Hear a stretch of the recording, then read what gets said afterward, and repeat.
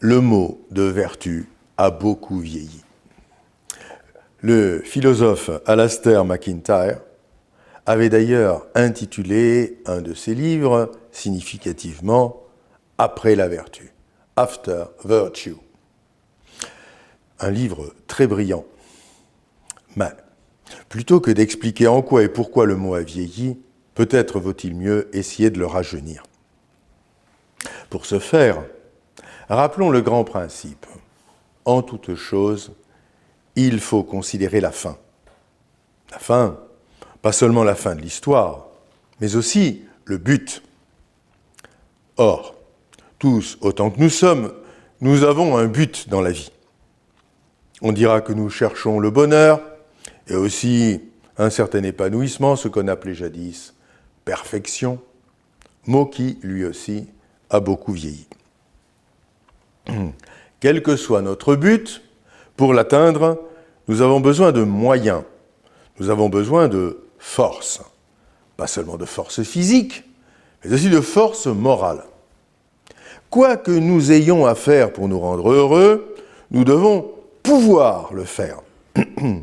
Ce pouvoir fait donc nécessairement partie des conditions du bonheur, quel qu'il soit. Combien ont détruit leur vie ou torpillé leur carrière par manque de maîtrise d'eux-mêmes, de contrôle d'une peur ou d'un désir. Ce pouvoir fait aussi partie du bonheur lui-même, puisque une conscience d'impuissance nous désolerait. Ainsi donc nous voulons, pour être heureux, posséder cette énergie, ce pouvoir, cette puissance, cette force morale. Et l'éducation morale, c'est la culture de cette force.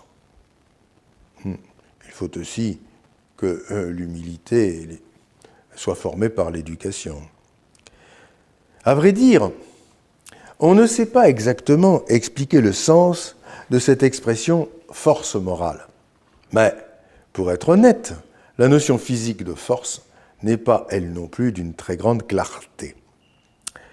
Néanmoins, cette expression de force morale correspond assez bien à ce qu'on entendait jadis par vertu, et il semble que de grands esprits, tels que Kant, s'en contentaient. L'expression de force morale est quand même peut-être trop moralisante, car après tout, le premier pouvoir, c'est celui de savoir objectivement, car sans savoir, on ne peut rien faire.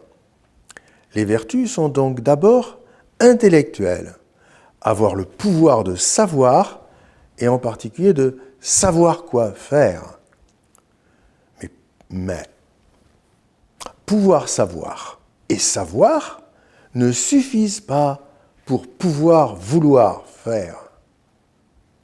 De plus, vouloir faire, mais ne pas vouloir y aller en prenant les moyens, c'est velléité, non volonté. Pouvoir physiquement faire, sans pouvoir moralement faire, cela ne sert à rien. Ce dont nous avons le plus besoin, c'est donc justement de ce pouvoir de moralement faire, un pouvoir acquis, effectif, agréable et stable.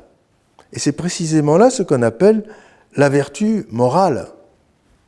Mais ces analyses ne nous aident pas pleinement à découvrir en quoi celle-ci consiste, et en plus, il y a là-dedans une énigme ou un mystère. Nous y reviendrons.